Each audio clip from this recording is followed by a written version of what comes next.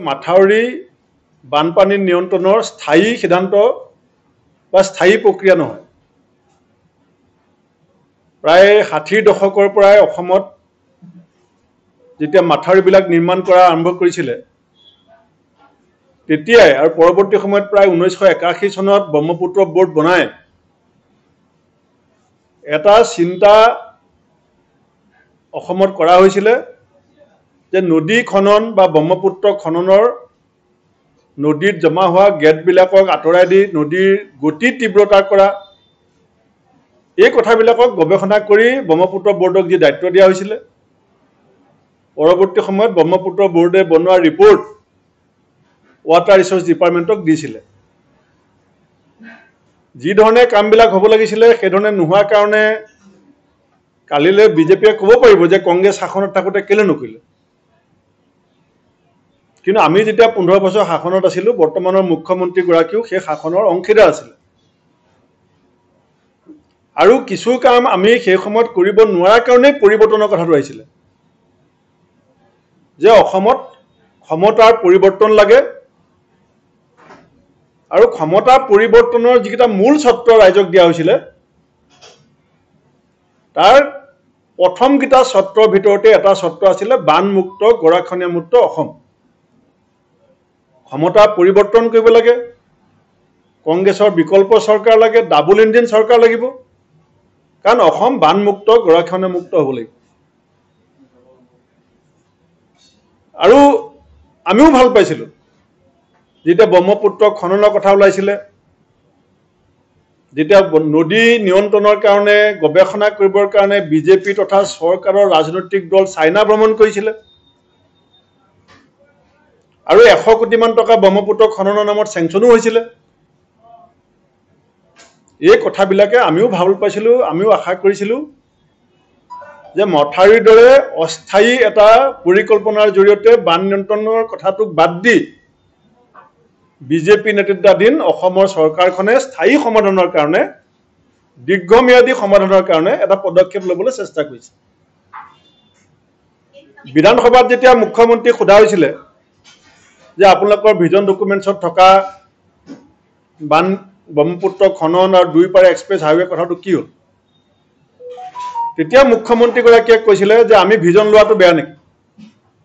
বিধানসভাত কৈছিলে যে বিজেপি এটা ভিজন বনাইছেটো বেয়া নেকি।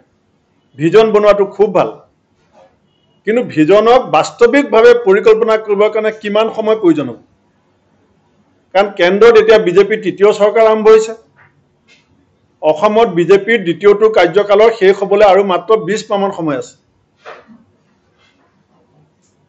সেইকাৰণে মই আৰু ইয়াত যিটো আচল যিটো ব্যৰ্থতা বিজেপি চৰকাৰৰ সেইটো মুখ্যমন্ত্ৰীগৰাকীয়ে ঢাকি ৰাখিবলৈ চেষ্টা কৰি লাভ নাই।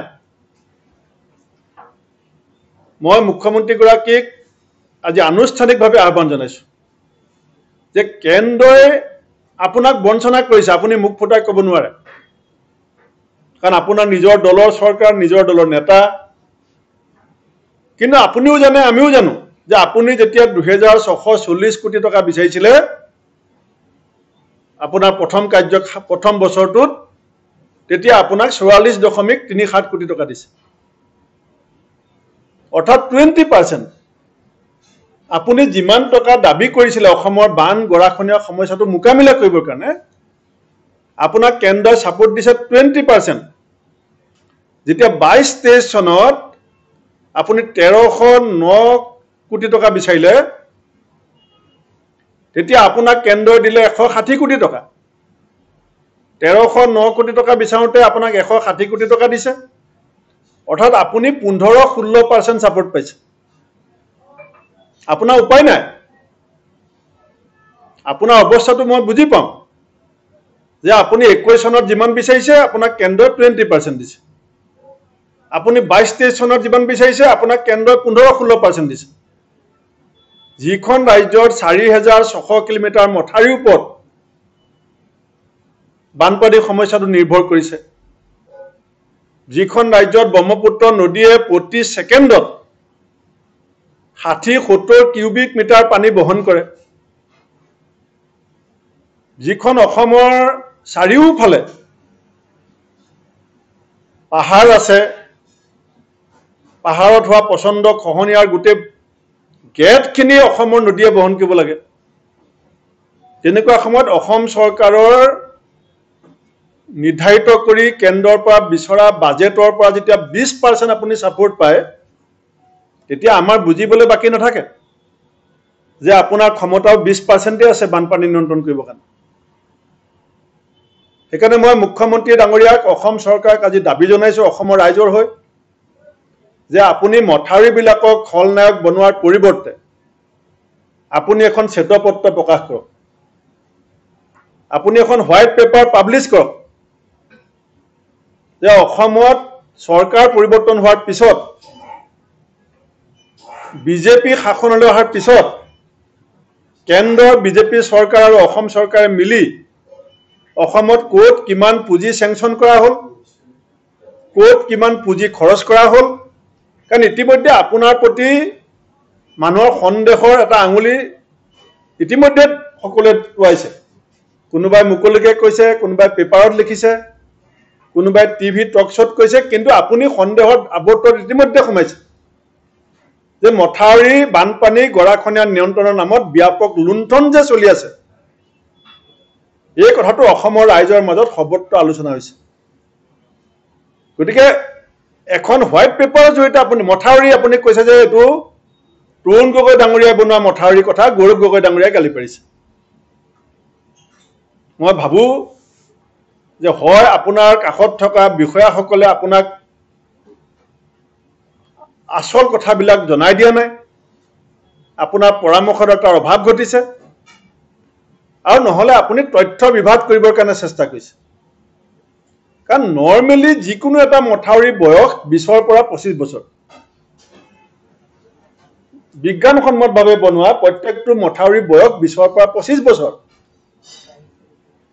20-25 বছৰৰ এই সময়ছোৱাৰ ভিতৰত এটা মথাউৰি পুনৰ নিৰ্মাণৰ প্ৰয়োজনীয়তা আছে বুলি মথাউৰি বনোৱা বিশেষজ্ঞসকলে ইতিমধ্যে মত প্ৰকাশ কৰিছে। গতিকে 2001 চনত বনোৱা মথাউৰি যদি আজি ভাগিছে, তাৰ কাৰণে তৰুণ গগৈ ডাঙৰীয়া জগৰীয়া হ'ব নোৱাৰে। তাৰ কাৰণে আমি জগৰীয়া সকলো হ'ম যদি আমি সময়মতে সেই মথাউৰিটোক ৰিষ্ট্ৰেংথেন কৰিবৰ কাৰণে, পুনৰ শক্তিশালী কৰিবৰ কাৰণে যদি আমি ব্যৱস্থা নকৰোঁ। এটা PMJSY ৰাস্তা, প্ৰধানমন্ত্ৰী গ্ৰাম্য সড়ক যোজনাৰ ৰাস্তা এটাৰ বয়স 5 years, তাৰপাছত তাত ৰিপেয়াৰিঙৰ প্ৰয়োজন হয়। ৰিপেয়াৰিং নোহোৱাৰ কাৰণে 5 বছৰ আগতে বনোৱা কণ্ট্ৰেক্টৰজনক বা চৰকাৰখনক সমালোচনা কৰাটো এগৰাকী মুখ্যমন্ত্ৰীৰ কাৰণে শোভনীয় হয় নে নহয়, এই কথাটো হিমন্ত বিশ্ব শৰ্মা ডাঙৰীয়াক পুনৰ বিবেচনা কৰিবৰ কাৰণে মই আহ্বান জনাইছোঁ।